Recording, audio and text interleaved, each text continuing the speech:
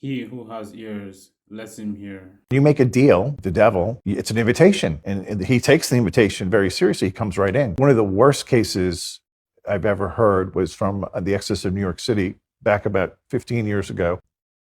He was telling me, well, it would have been longer than that, maybe 20, 25. There was a woman, a young girl at Juilliard, a violinist, and she was about to graduate. She was brilliantly talented, but all of her friends were getting job offers and she had none. And her friends remember always hearing her say the words, "I would do anything to be famous." Well, guess who's listening? Your angel's listening, but also there's other things in the room. And it wasn't long after that she went to bed one night, had a dream, and she said in the dream was the most beautiful man she'd ever seen, naked, another sign, calling card of the devil. And he said, "Do you really want fame and power?"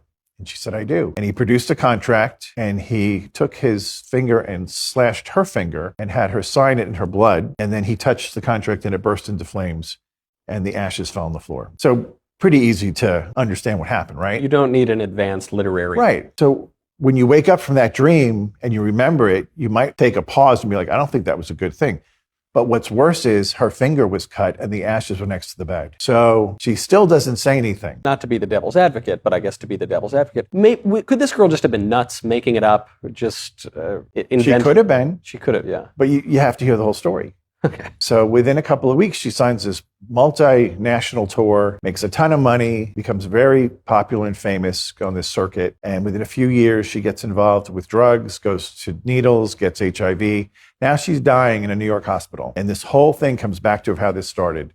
And she calls her Filipino mother and tells her the story. And mommy calls the chancery, hysterical. "I need an exorcist right away for my daughter." So Jim is the exorcist. He shows up.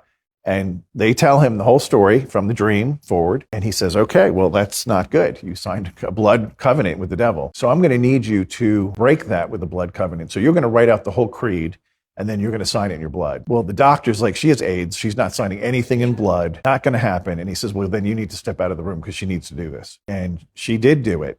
And she signed the contract, the creed. And within a few seconds. The creed, for those who don't know, is I believe in God, the Father Almighty. What we believe is as our faith. Yes. Yeah. The whole faith in a neat little package. And she signs it and she convulses and flatlines and dies. So now the doctor comes back and he's really upset. The mother is out of her mind. They're all blaming the priest. Hysteria goes on for about 10 minutes. And then all of a sudden she jumps up off the table.